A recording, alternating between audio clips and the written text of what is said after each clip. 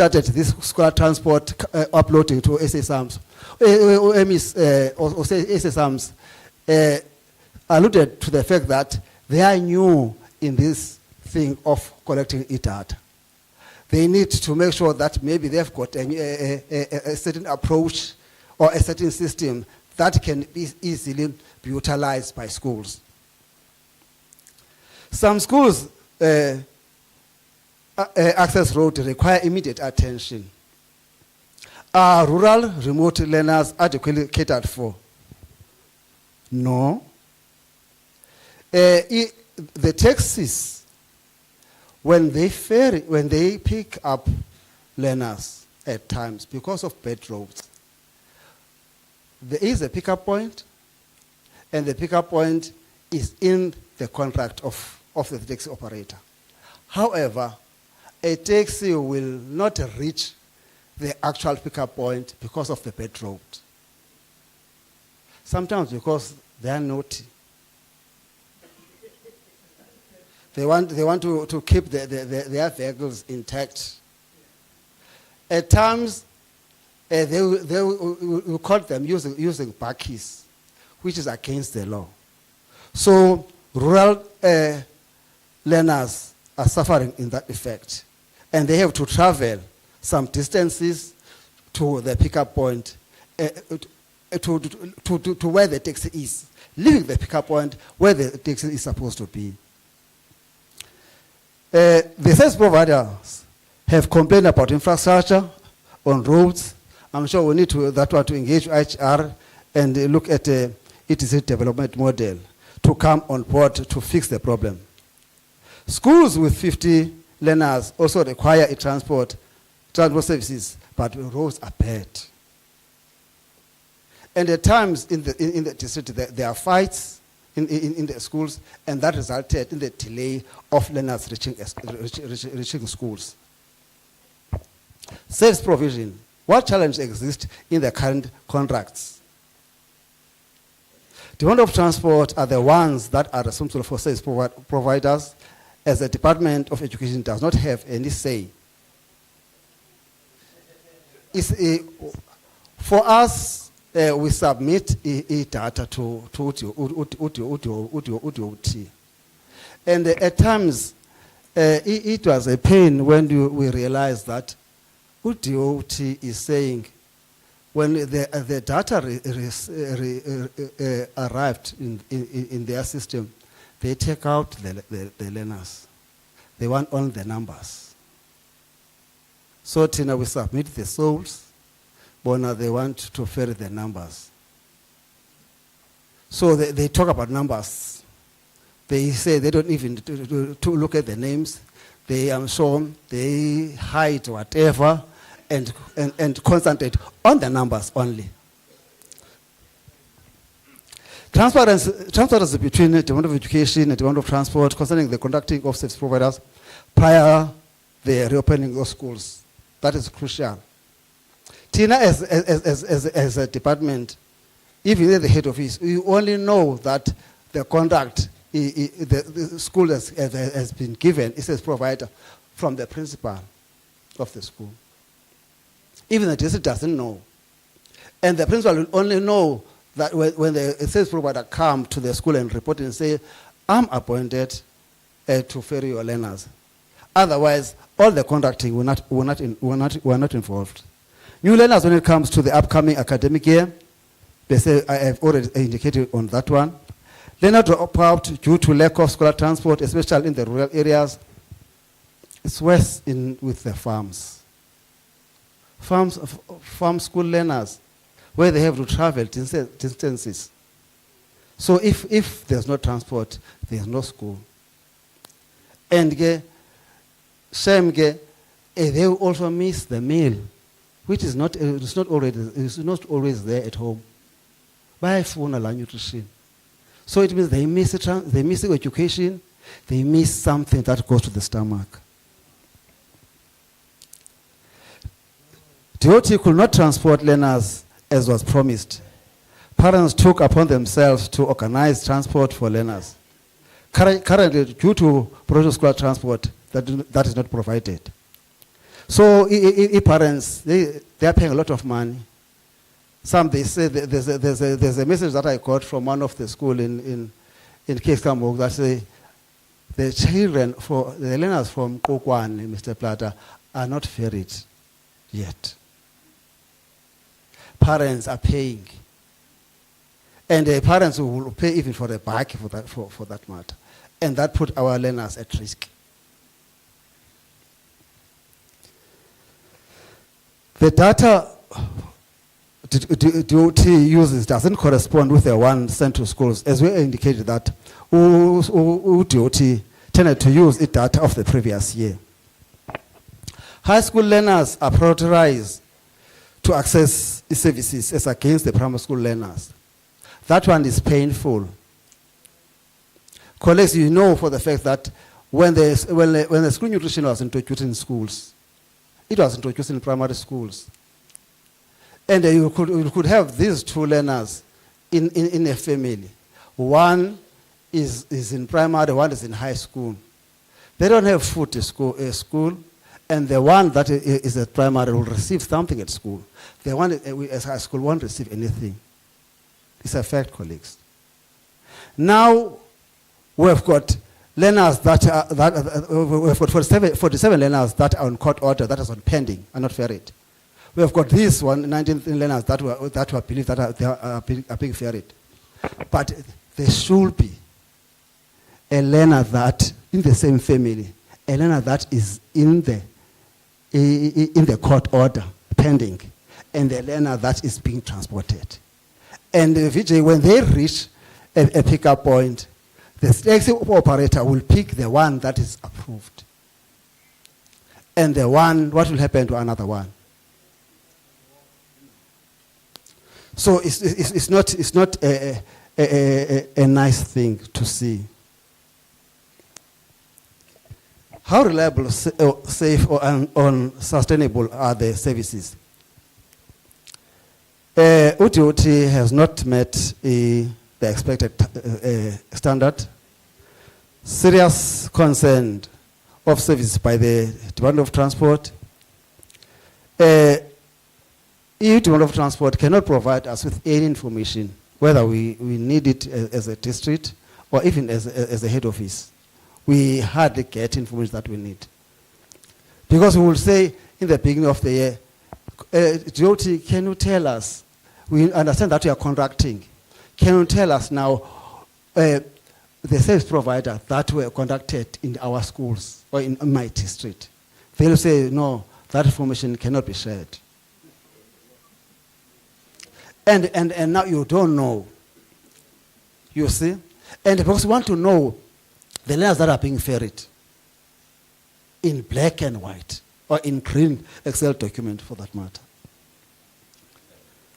There's a complaint that learners are being bullied by others, especially those who remain for extra classes. We know that this cohort of learners that are being ferried, there are those that need extra classes, need to remain at school.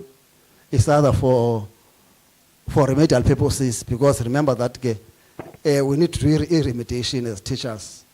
Kumdana, that cannot progress well to the next grade, so we need to do remedial. So those who need to remain with the teacher cannot be assisted because the transport on Iaham.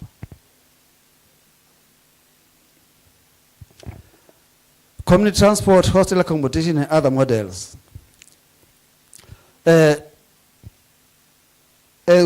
As much as we can talk about the hostels, some parents do not afford the hostels, and some hostels also need scholar transport. Because what we did in Amatola West, we closed Smith Kral Farm School and took the learners to Fort Beaufort Primary. Fort Beaufort Primary is in town, but Fort Beaufort Primary cannot cater for those learners that are from farm schools.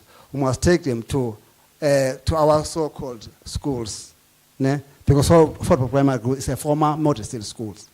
So these learners, whilst they are in the hostel and for primary, they need to be transported to one of the township schools on a daily basis. So at times, we cannot run away from school transport, although the learners are in the hostels. And again, at times, if we are taking them from rural areas, you need to take them back during maybe out weekend. They need to go back. Multitask team need to be formed to deal with the matters relating to school transport. As a challenge was that other hostels are closing on Fridays and are demanding parents to come and fetch them.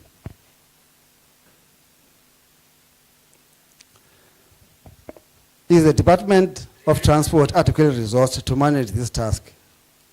The absence of DOT limited the Commission to respond. DOE raised a need for quality assurance of numbers, ferried versus money paid to the taxis. So we don't want to comment much about DOT, about their resources, because they are not here. We need interdepartmental collaboration with DOT, Treasurer, DOE, municipality, to meet and iron all the matters that hinder the smooth operations. IGR and DDM to rope in municipality to maintain roads. The last slide, short-term actions. Learners that are ferried to date as per DOT is over 119,000 with 49,000 pending. What we are saying now, we need to check in that 119 whether are there any schools that have got enrollment under 50 that are not yet ferried, and make a consultation with the DOT so that they can ferry those learners. And it was suggested by the commissioners that the Office of the Premier must try to coordinate the two departments to review transport policy and MOU for proper planning, implementation, and monitoring. In that, the existing school transport policy, when I look at it, there are 14 challenges that are listed there within the policy. Then you find out, 14 challenges are listed there. Then where can you begin now and implement that policy? That's the policy, school transport policy. Other sister departments like Treasurer be roped in as in DOT in operating in any way in even district. Hostel accommodation should be prioritized for the feeder areas. So the issue of the hostel is coming to the picture as an alternative. We know for the fact that we need to make sure that we have a human resource in our hostels. We do have hostels. We need to have to make it data analysis of our hostels in terms of the space and how many learners that are being accommodated there, and what is available space, so that we can think of which schools that can accommodate in those hostels. But certainly, we have got few hostels that are primary schools. Yet, most of the schools that are targeted for rationalizations are primary schools. There's a reintroduction of Shofagalula bicycles. There was bicycles for shorter distances, less than 5 kilometers, that were introduced. But they has now been stopped. There were walking bus. Walking bus is an unemployed youth within the community who can just accompany the learners, assist them to cross the road to that school. And then late after school, he'll go and take them back. The thing that we can have. Establish a tax team to evaluate the need of hostels and school transport service, and also benchmark on the other provinces. Adequate maintenance of racialized or closed schools for repurposing so that we can accommodate learners for the hostels. I thank you, Chair.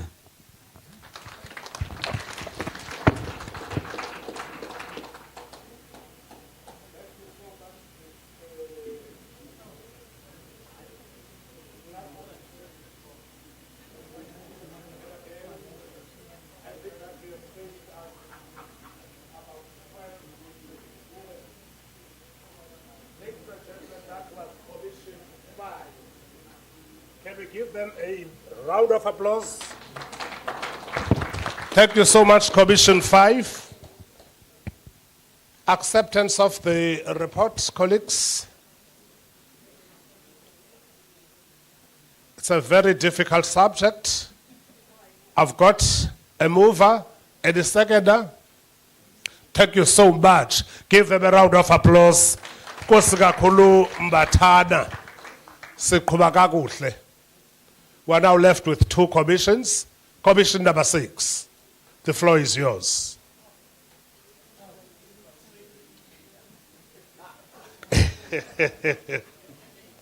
Thank you so much. Can you give Mr. Pai a big round of applause? Thanks for the show.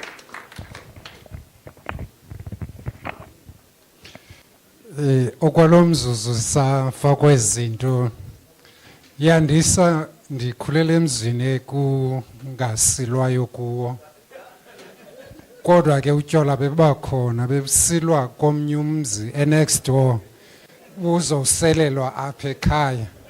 So I'm not sure how realistic it is to say hayi utyola bunasilwa elsewhere buselelwe komnye umzi. Ibisenzeka ke lonto. Okwesibini, the first time I met with upinango kulo mfana uMaduna wayengitishara ngapha eWhittlesea. They had repurposed isikolo sabo into a technical school. Kudecline in numbers efuna utitshala we-maths. Kodwa I think that project failed because no research was done about the feasibility of that project.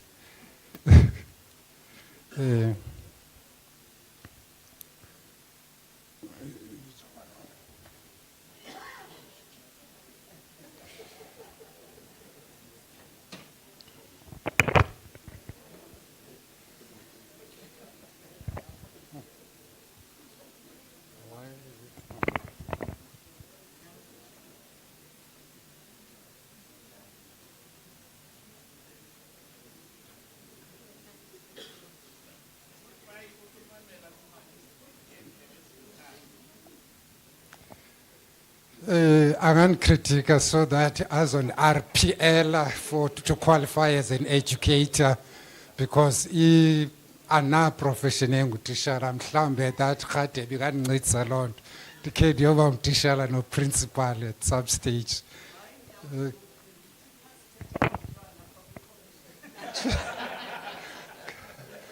Oh, I made sense actually.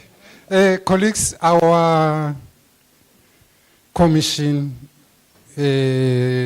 mandate was the issue of the management and repurposing of closed schools into community institutions that add value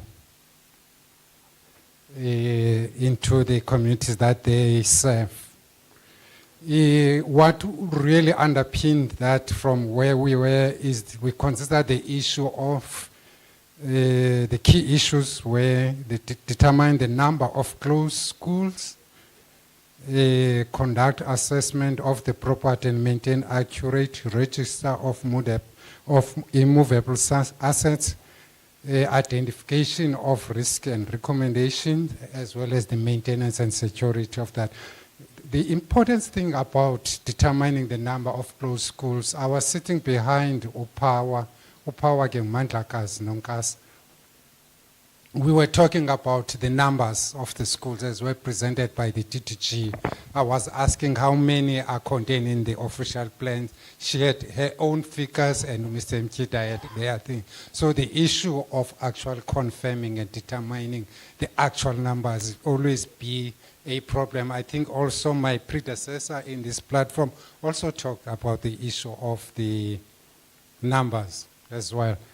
We then have to find a way of how do we then look at the challenges or problematize the assignment that we're looking at, acknowledging that there are quite a now numerous number of schools that have been closed in the province owing to a number of reasons. One, declining learner numbers, migration patterns, your rationalization processes as things that led to some of these closures.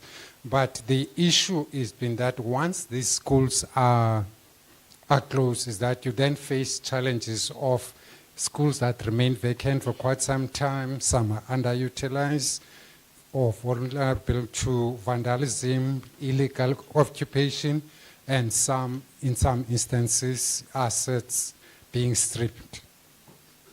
But the major thing is that we do not necessarily have a management framework to guide the processes, and as a result, it results to wastage in that some of these issues, for example, we're talking about how best the Nelson Mandela have managed the issue of school rationalization. I remember when I Juta, in New Brighton, there was a primary school called Masangwana, Yavalwa, but you can't even see a brick, and you're looking at where the school was strategically located, the value of the property in the township, had it been converted to something of use.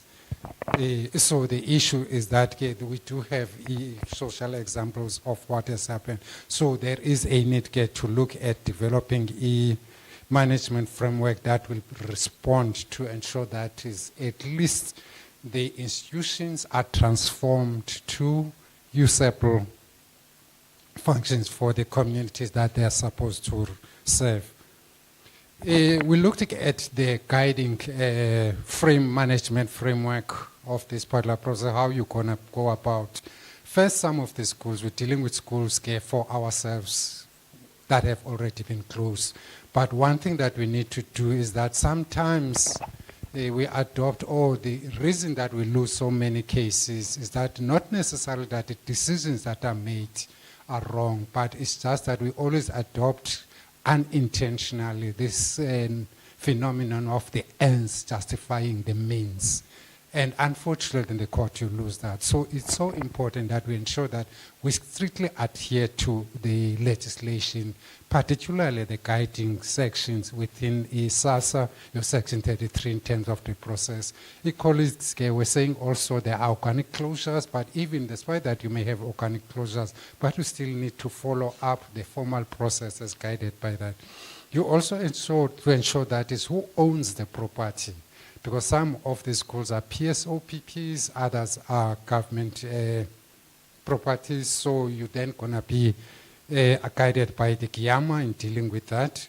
The issue of security of the assets and also updating of the relevant registers, guided by the laws, and also how you dispose those assets.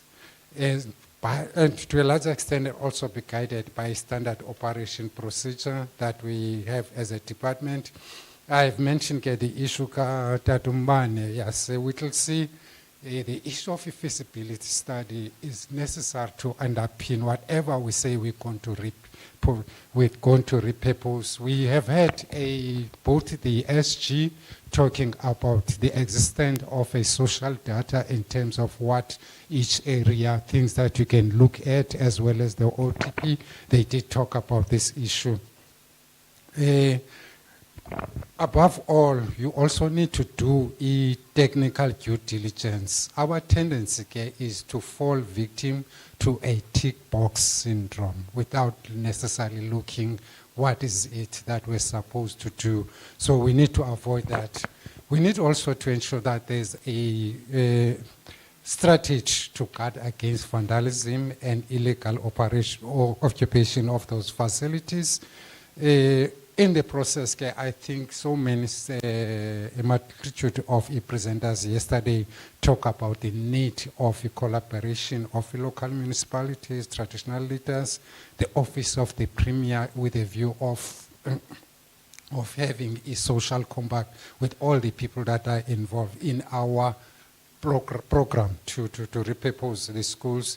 At the end of the day, the OTP guide did emphasize that at some stage we did go to the EXCO and presented our plan to rationalize schools. but we never came back to that. So in the process for us, if we need a buy-in, because if you're looking at the number of schools that Mr. Mchita presented yesterday as needing closure or rationalization, it's not an issue that we can go proudly as the Department of Education, and also looking at the timing process that if anything goes wrong, it might be one of the topical issues during the campaigns for local municipalities. So we need to be careful, ensure that the cabinet is updated on this process, and we explain thoroughly what is it that we're talking about. We need as well a communication strategy to underpin whatever that we're doing so that this does not fall misinterpretation.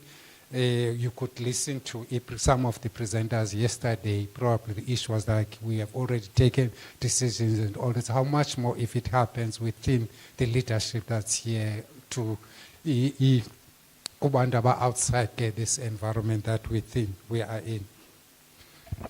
We also identified a risk, which we took it from our program statement, theft and vandalism of these schools once they are closed, and also a potential of illegal occupation, impact on investment in terms of what we lose as a result of the investment that we have put in, because we're not only talking about mass structures. Some of the schools are just recently built or are city schools with their well-built big environment. It's also affected, so we need to, and also looking at the issues of retaining value, because if they are not cared for, they will also depreciate. How we maintain clean and security, maintenance and cleaning and security, and also looking at, though it was not necessarily a byproduct, the issue of closing municipal accounts and bank accounts. The unemployment rate is not necessarily our thing, but it's part of the causal effect of theft and vandalism. There was also an indication that it takes very much long process to actually hand over the process as closed buildings to the Department of Public Works. So we needed to also ensure that we're looking at that. Looking at the current status, the question was how many buildings are vacant, underutilized, and repurposed. Yes, we are conscious that the DG did present statistics in terms of what is planned, but in terms of what currently has been closed, it's not something that we really have. But the issue was that we need to ensure that we verify the figures that have been given and get a confirmation. We also need to ensure that each district of these schools closes organically, and as they were presenting even last week, some districts did indicate that in the list that they have, some are already closed, so we need to reaffirm those numbers that we have.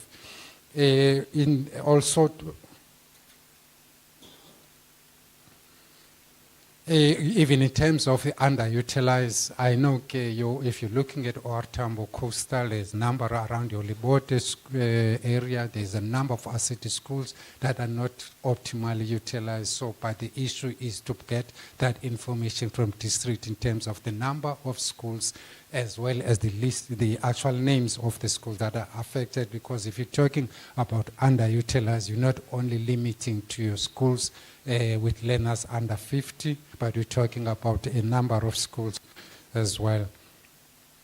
We also need to do assessment of existing infrastructure in each school, because some of them we may not necessarily do anything because they are community built mud structures, as in, for instance, your Frank Zibi figure, shacks, so there's nothing that you can retain if you decide to close the Frank Zibi.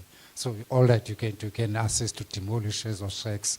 In some instances, you've got valuable property that you cannot necessarily do without, like your asset schools. If you're looking at Joe Kabi, I was told that when we're talking about rationalization, there are schools that are well built with infrastructure and that can accommodate a number of schools, but because of some associated issues are not readily utilized. So is this, we need to do an assessment in terms of, because we can say we need to repurpose, because if you are repurposing, there will also be an amount of investment that you need to add there. For instance, if you change that school to a technical school, you need workshops and other things. Even if you're going to convert it into ECT centers, you need to also convert the toilets so that they are suitable and appropriate for younger learners, SP. Potential uses, there is a plethora of ideas and uses that we looked at. Others are internal in the department, others are for external reasons.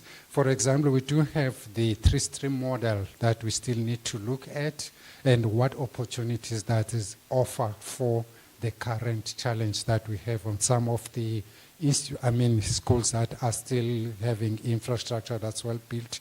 You've got your early childhood centers that we need to have, and looking at the Bella Act implication that now is no longer a choice for us, is actually to ensure that we do have as the ECT centers.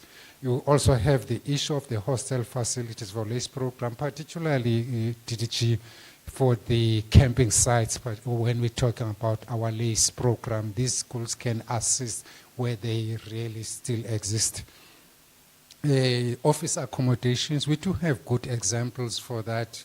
I know in OR Tambo Coastal, there's a school that has the CMC for Port St. George is using, Mr. Erasmus sits in that school and his team. And also if you're looking at Alfred West, there's a school that was converted into an office, Ilu Palasi, even though they do have some challenges, but they are optimally utilized for those facilities. And also the warehousing, Jay is not a Mr. Lucas, we are paying a lot for warehousings, and therefore where we do have these facilities, can we then convert them so that these LTSM and everything are delivered at the end instead of us going and hire warehouses elsewhere. Outside, we have got the potential to collaborate with DSOD, your district, in terms of your community development centers, looking at sewing, carpentry, food gardens, arts, and drama. We do have a lot of opportunity for that, especially if you're looking at your former Transkei, the areas along the coast. If we can promote e-tourism, there's a potential for that. The issue of libraries and internet cafes, community health centers, community learning centers, e-community learning centers, those are your ABET things in terms of the modern terminology. I know Tina belong in the same age. So yeah, that's it. There are also sub-community service centers that can also take advantage of that. Closely associated to that will be your rehabilitation centers. But in doing that, you need to collaborate or ensure that there's strict adherence to the legislation insofar as planning and zoning, rezoning of the sites for the purpose that we are to agree on. Resources and management issues. We were asked the question, who is responsible for maintaining and safeguarding these sites? Currently, it's not necessarily likely she's no longer with AG. We can talk openly about that. We don't necessarily have a management plan for these schools or to safeguard them. It depends on the situation in each and every school. As a scholar, most of the time are left unattended, and they do need security. Maybe because understanding and appreciating the unhealthy status of our finances. When I'm talking about unhealthy, I'm saying is limited, not necessarily that is unhealthy, but just that they are unlimited. They are very limited, so we need to mobilize communities to take responsibilities, also ensure that we conscientize a community policy forum to assist, as well as the issue of local municipalities, because there was a colleague that was coming from Nelson Mandela saying that when we're talking about urban-based districts, is that you have local municipalities, and there are chances that if you are able to market and sell your intentions, they can as well provide social, security, because in some time this facility can assist. For example, when nobody had ever thought that it's the problem of the incident that happened, floods around June, and therefore if we got as called municipalities has protected them, those processes, those facilities could have been utilized to accommodate the people that were affected by those floods. To minimize the impact of that disaster.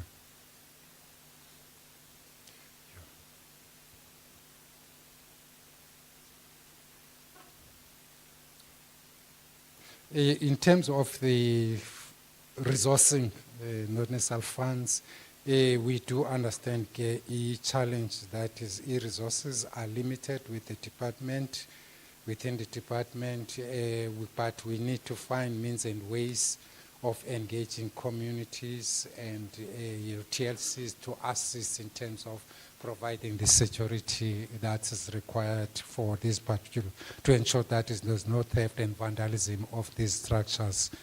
Because from where we are, we may not necessarily be able to provide to appoint private security to safeguard those institutions.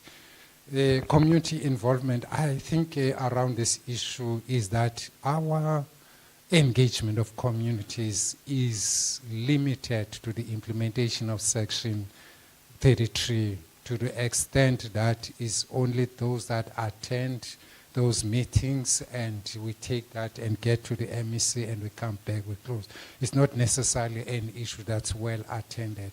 Maybe one of the issues that was raised by colleagues is that when you may publicize the issue of those public hearings, but the people that you are likely to get are the unemployed. Those that are well educated and understand, they are not always available. So there's a way of that we need to devise how to engage that even those us after retirement and after we to participate in these processes to inform its decisions.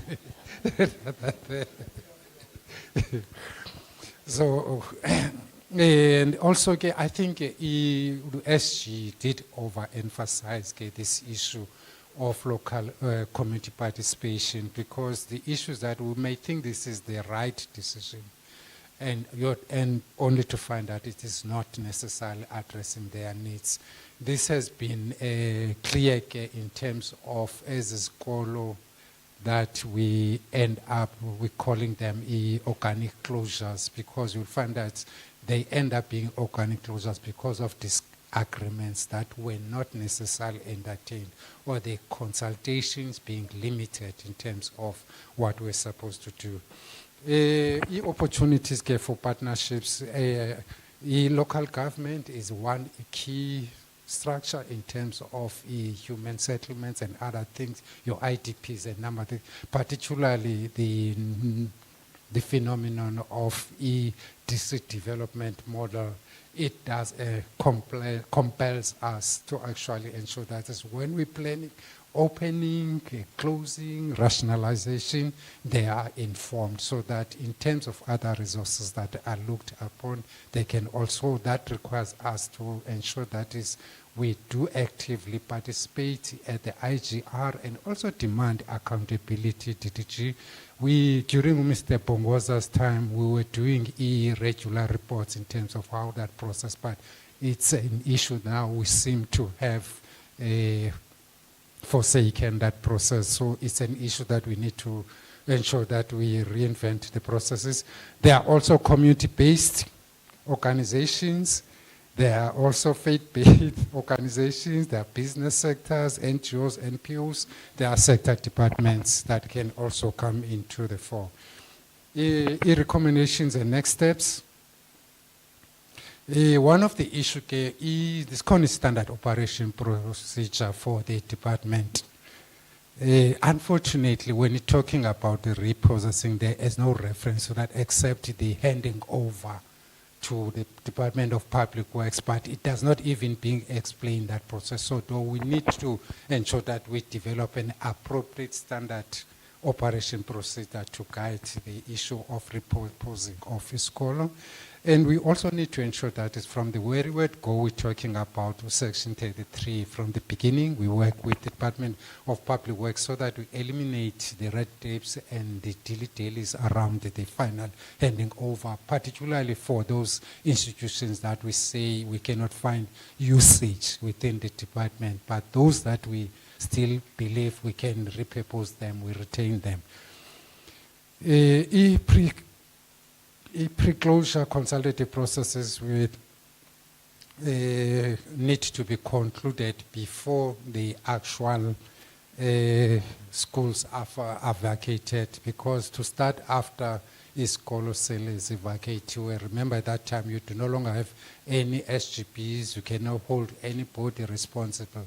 So we need to ensure that our processes are planned in such a way that at the date learners leave, every process has been finalized. We need also to ensure that we review a second school landscape plan to be informed by the available social data, particularly around the issues of repurposing, because the plan itself needs to be a living document. Human settlements do indicate the situation, because what we find, the situation we find ourselves is that we are reacting. I remember one time Ray raised the issue of Sweet Waters and the school, that we do not have a school there. We only have Mdantsane, so kids have to cross the road to get to Mdantsane. And yet when you're looking at Sweet Waters, is a large settlement area with no school. So the issue of utilizing social data is necessary for us in terms of planning, even in terms of repurposing. We also need to ensure that we're looking at the example that was promoted about KZN as a classical example, maybe because the issue of its rural nature, but there is something that we need to learn in terms of a comparative study so that we don't repeat the same mistakes that they have tried but failed elsewhere. Short term, we need to ensure that the first thing on short term, we audit and do assessment of existing infrastructure, both planned and closed schools, because not all the schools worth any further investment. I've mentioned that some are shacks or mud schools that themselves pose danger. So we need not necessarily waste our time, but look at schools that are still viable and can be repurposed for the benefit of the department. We need also to ensure that we update our infrastructure asset management plan, as well as asset registers, including the SASMs and MEs, so that we don't have power having its own stats, or DDG on the other side having its own numbers in terms of how many schools that we have. You also to ensure that is where we occupying private property, we do serve the required necessary notice to terminate the lease agreement, because if we do not serve that, we are likely to incur a fruitless and wasteful expenditure, because some might stick to the lease agreements, require you to pay for that penalty. I've talked about in need to have a standard operation procedure. We also need to ensure that the management plan that we have currently is also reviewed to incorporate the OTP, the local municipalities, in terms of our consultation processes, because we are actually working on a moving train. It's not like we are stationary when it comes to the issue of rationalization and realignment. We also need to ensure that each district participate in the relevant IGR fora within their space. I did motivate that. We also need to ensure that we do provide resources to support the program, because if we do not invest, then we are not likely to succeed. We do know that is in terms of resources available at the district level, there is a challenge. I'm not going to go and explain that in case Nomise follows me up. I did indicate that is DDG before we actually say we agree on a technical school and an agricultural school. Let's look at the feasibility study, whether it's a preliminary one, because the tendency is for communities to say we need a technical school when they see the numbers dropping, and no one actually look at whether it really is feasible, and we just have a technical school or an agricultural school by name, and it really doesn't assist the department. So we do need to ensure that is whatever choices that we are making for repurposing, at least would have done our part in terms of research. We need also to ensure that Executive Council and mobilization of OTP, they support the program. Development and implementation of a communication strategy regarding the process is also done. Resources, I need not overemphasize that process. Long-term DDG in terms of 12 to schools for identification, I guess the issue of ECD centers would appear whether it's in the short term in terms of what's available, but also what you plan in long term. So it's not necessary to say we have to start after 12 months. We need to ensure that is those assets that need to be disposed immediately, they can be disposed by following the Giyama Act, assessment of the social impact of the closure of the schools in the communities. Probably Nayo is one area that we are encouraged to do. Looking at your long term as well, establishment of list. One of the issues DDG colleagues were saying part of your 3-stream model is the issue of schools of skills. They're saying, colleagues, it would be appreciated that each district, as part of the process, can also look at that possibility.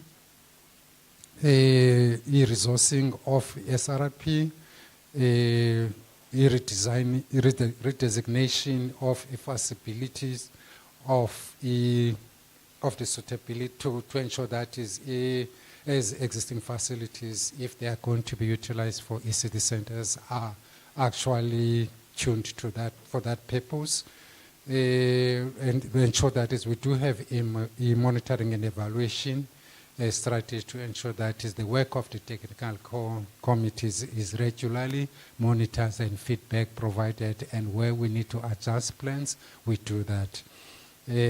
Also ensure that is currently allegation Mama Kwete is that district directors that do not they part-time if they ever participate in this thing. They are saying you only when the HOD or the DDG wants you, but the coordinators are struggling to get audience from you to present. So my urge is that probably we need to develop a framework to ensure that there are meetings that are properly convened at a district level that manages the process, so that we do not let it to chance, because if district directors do not champion the program, it's likely to fall flat.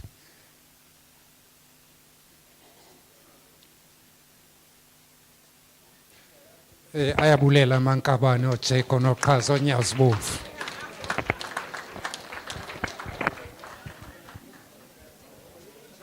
Went over by 2 minutes. Give them a very big round of applause. Thank you so much, Majreke. Thanks, Mkabane. Colleagues, can we accept this report? Any mover? Report accepted. Thank you so much. Kosim Kabane. Kosim Kabane. Give him a very big round of applause. I just want to plead with you. Please bear with the process. We are almost there. We shall break for lunch at 2:30. So the next commission is that which stands between us at lunch. The kitchen is ready for 2:30. Then we shall come back for less than an hour just to close the proceedings for the day. So just bear with us, colleagues. Then can we call upon the last commission? Oh, Mr. Jobedi. So I know he's going to save us. He's going to make it possible that by 2:30 we break for lunch.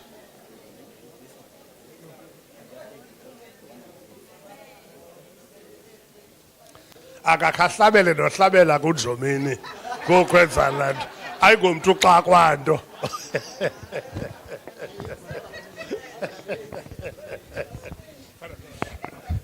Thank you very much, TDG.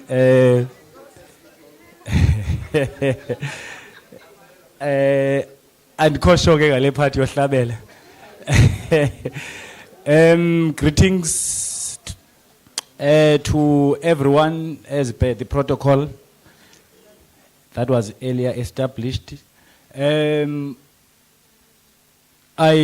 am going to represent Commission number 7. I've just noted something here. I was once in a class where a teacher used to have a chair in front and a desk and sit in that class. And one day, he closed his eyes. And then I raised my hand. I said, "Sir, I'm noticing that you are asleep." He said, no, I'm not asleep. I'm talking to God. And then later, I decided to close my eyes deliberately. Then when I closed my eyes, he said, "You are sleeping in my class?" Then I said, "No, I'm not sleeping. I'm talking to God." So I've seen some are talking to God. So please, can we give God a rest for these remaining minutes? Just let's give him a rest and not talk to God. Just allow me to finish, then after that we can talk to God. Maybe when Titi Chikyogati is talking, then you can talk to God. But not with me. I'm not sure whether the delay in the connection is deliberate so that I can start a song or what. Maybe it is intentional. Maybe it is intentional, but I think it's coming quickly. In that commission, I noted a lot of people with specializations, agricultural specializations, Mr. Chauke, Mr. Anekom, engineering. So I'm not sure if, and I'm also engineering, I'm not sure if this presentation was engineered or what, but I do suspect it's specialized or engineered. When I was a natural sciences teacher, I will also try to get Dr. Mtingi to mix between his Xhosa and English. I did not know what to do anymore. One time I was teaching natural sciences, and no, it's not this one. Yeah. No, it's not this one. The one that I put is in the USB. Okay. It's written Commission 7. Go to the folder written Commission 7. Commission 7? Yes, that one. Yeah. So one day I was teaching about inhlanzi. This teacher ngesixhosa ke kule nto ye-MTBBE. Teacher ngenhlanzi, xa ndigqibo teacher, xa uyi-good teacher uyabuza, did you hear everything? Is it fine? And then one child said, I know. Hayi another question, but I teach fish kakuhle. So one ngoma kuba ndiyayiteach fish. Then I decided this MTBBE thing, Mr. Zenzile, it's not helping me. So let me rather stick to English so that I don't get any confusion. Then I was busy teaching natural sciences. I was busy teaching about onions. In fact, it was just vegetables, but I arrived at teaching about onions. Then when I finished, I asked the same question. Did you hear any question? Then they said, no. One boy said, no, sir, ndifuna ukuncoma uyawateacher Matswele kakuhle. So I ended up confused now whether to teach in isiXhosa, because when I teach in isiXhosa ngeentlanzi they say nditeach fish. When I teach in English, then they say I teaching about onions, but in teacher Matswele.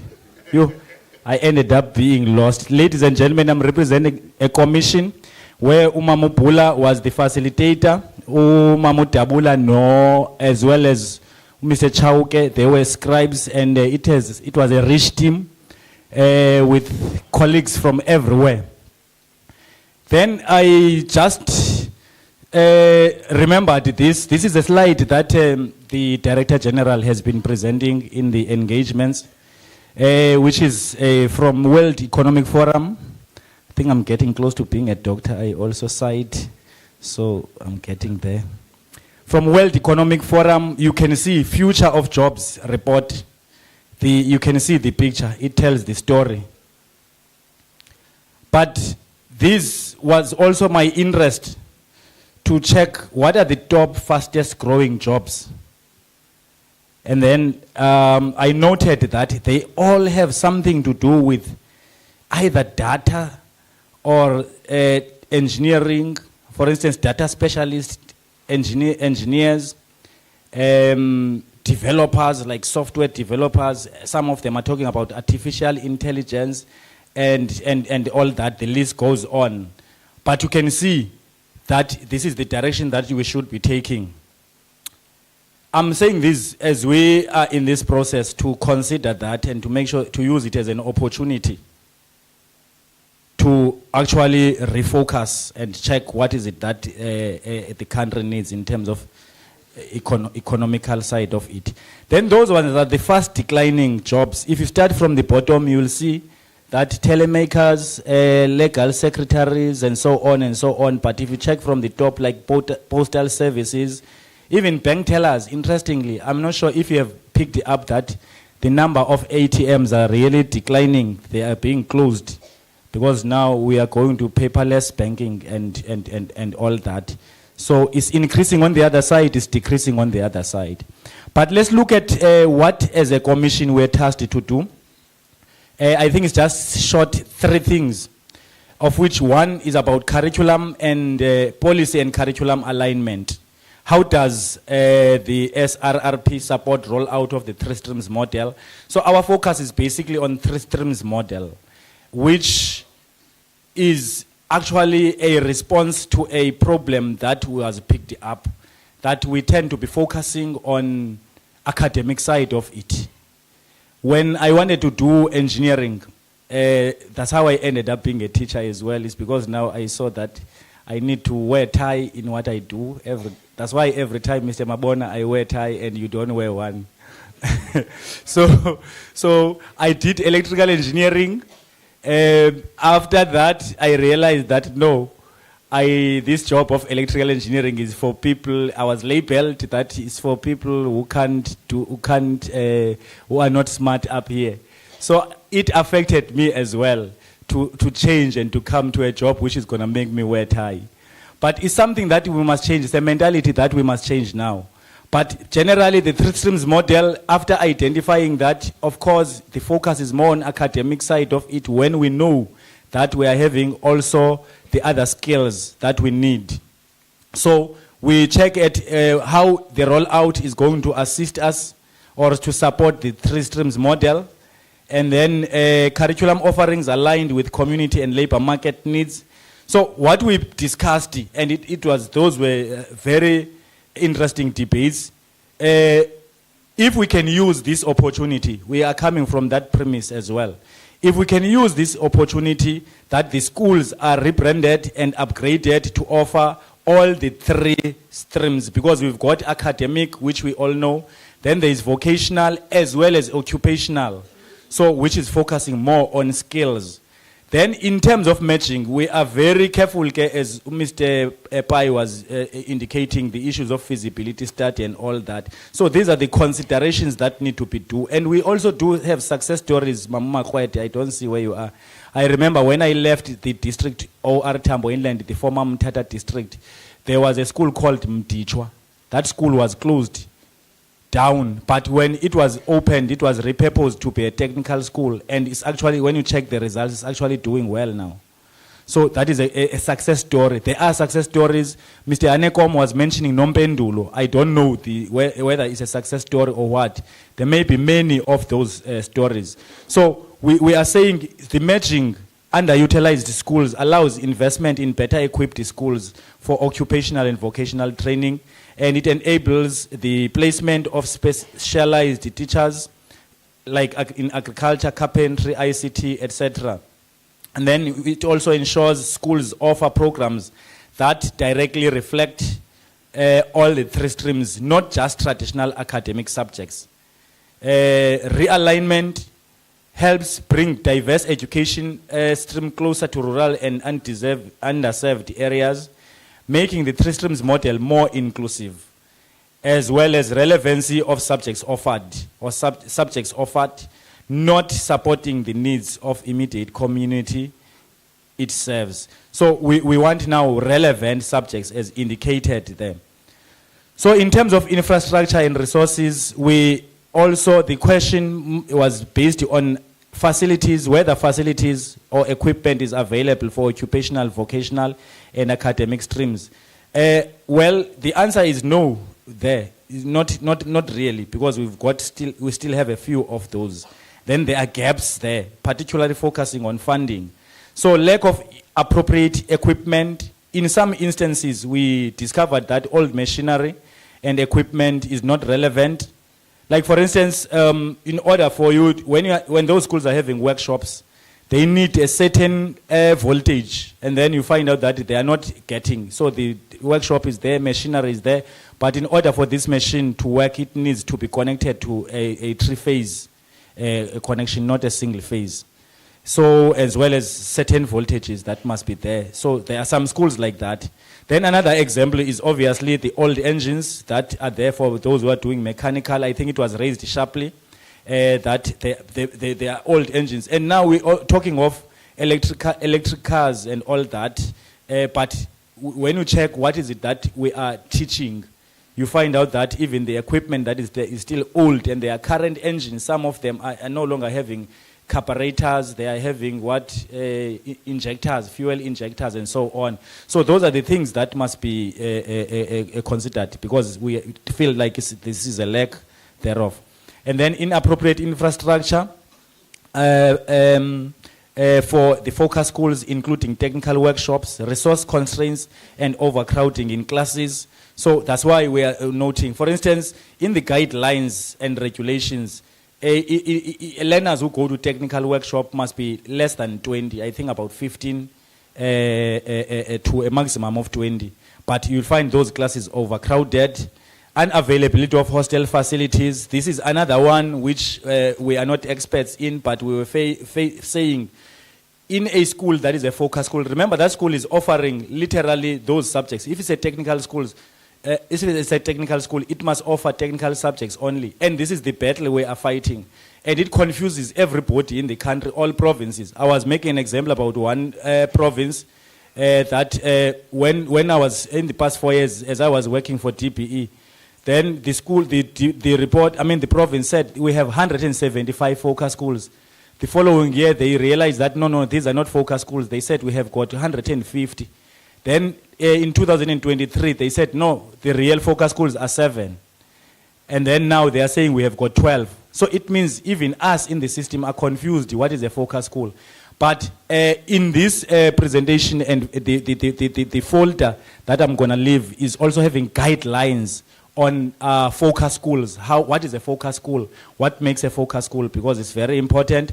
And hostel is a must, for instance, because in a community, for instance, in my location in Dukwa, in Lota, a rural area, we have a technical school there. But now, if we make it a focus school as we have made, does it mean that children of that community must only do technical subjects?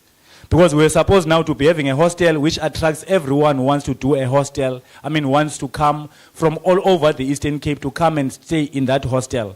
And then we have hostel elsewhere for a person like me who doesn't want to do technical subjects. Now, communities find themselves in trouble, having to balance between wanting this focus school as well as wanting their children to benefit. Because now, you can't have it a community with a focus school. There is no hostel, and they cannot be accommodated elsewhere. So these are the challenges. Insufficient initial and operational budget. I think it answers second bullet there, that we're having funding gaps there. A refined funding model in ensuring that TSM is prioritized is also not there. Incentives to attract appropriately qualified teachers as well as artisans. For technical, you need artisans. Because now children, they go there when they have to do practicals. Then sometimes there is a gap, and we need people who are artisans, who are going to make sure that learners have those skills. Then lastly, which is the last slide, the last slide before we recommend, second last one before we go for recommendations. Are educators trained to deliver the new stream? What capacity gaps exist? So we first identified leadership. It links with resourcing. Because, for instance, there is program 2, Mr. Joseph, that you transfer funds to schools that are offering technical subjects. Because most of our schools, as I indicated, they are not necessarily focus schools for certain subjects like technical, but they are schools offering technical subjects. So my chief director, Mamupula, always corrects me and say, don't call that school a technical school, call it a school offering technical subjects. Don't call it a maritime school, call it a school offering maritime subjects, because it's not only offering maritime subjects, it's more of a comprehensive school.